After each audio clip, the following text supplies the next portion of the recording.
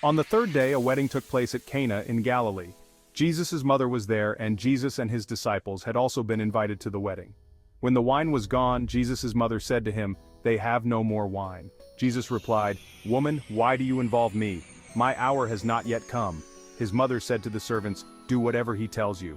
Nearby stood 6 stone water jars, the kind used by the Jews for ceremonial washing, each holding from 20 to 30 gallons. Jesus said to the servants, "Fill the jars with water." So they filled them to the brim. Then he told them, "Now draw some out and take it to the master of the banquet." They did so, and the master of the banquet tasted the water that had been turned into wine. He did not realize where it had come from, though the servants who had drawn the water knew. Then he called the bridegroom aside and said, "Everyone brings out the choice wine first, and then the cheaper wine after the guests have had too much to drink.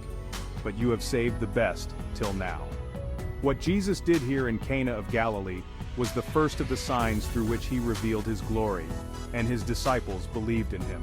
After this he went down to Capernaum with his mother and brothers and his disciples. There they stayed for a few days.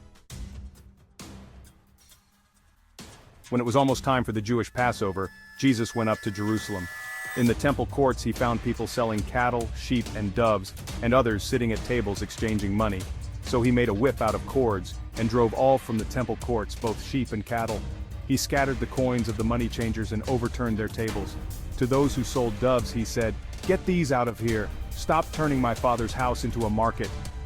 His disciples remembered that it is written, "Zeal for your house will consume me."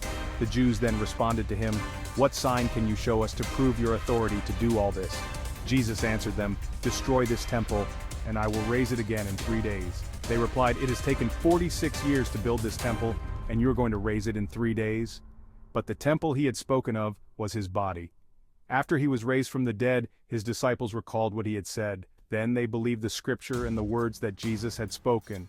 Now while he was in Jerusalem at the Passover festival, many people saw the signs he was performing and believed in his name. But Jesus would not entrust himself to them, for he knew all people.